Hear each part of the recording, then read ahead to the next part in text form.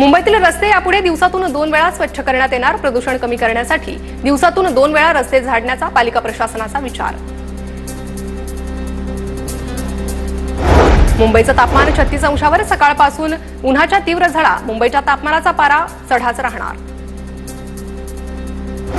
मुंबई महिला पोलिसावर लैंगिक अत्याचार करत खंडणीची मागणी। 5 जणांविरोधात गुन्हा दाखल। आरोपीनं महिलेचे अश्लील व्हिडिओ आणि फोटो व्हायरल करण्याची धमकी देऊन 20 लाख रुपयांची खंडणीही मागितली। पुणे विभागाला मिळाल्या नवीन 40 लाल परी बस। उन्हाळी सुट्टीत प्रवाशांना दिलासा। स्वारगेट, शिवाजीनगर, इंदापूर आणि बारामती 4 विभागात प्रत्येकी 10 एसटी बस देण्यात आल्या। पुण्यात पाणी पुरवठ्याचा प्रश्न गंभीर। शहरातील अनेक भागात पाणी पुरवठा विस्कळीत। नागरिकांचं थेट राज्य सरकारला साकडं।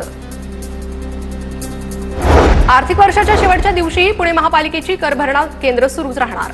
नागरी सुविधा केंद्रावर सकाळी 10 ते रात्री 7 वाजेपर्यंत कर भरता येणार।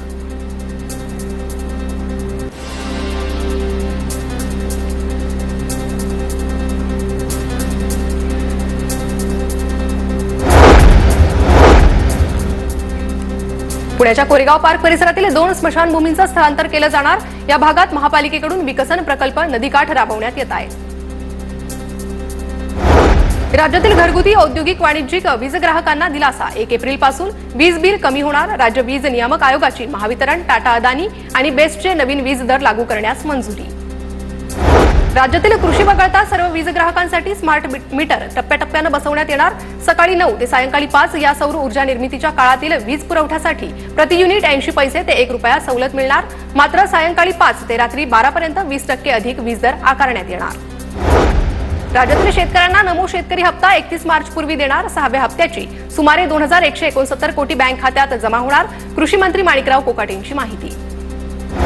म्यानमार देशात झालेल्या भूकंपामध्ये आतापर्यंत 1644 नागरिकांचा मृत्यू। बचाव कार्य युद्धपातळीवर सुरू। आजही म्यानमारला भूकंपाचे हादरे। शेजारील बँकॉकमध्ये देखील भूकंपामुळे मोठं नुकसान। भारतात अणुभट्ट्या उभारणीसाठी अमेरिकेची परवानगी। भारतात अणुभट्ट्या उभारण्यासाठी अमेरिकेच्या ऊर्जा विभागाची परवानगी।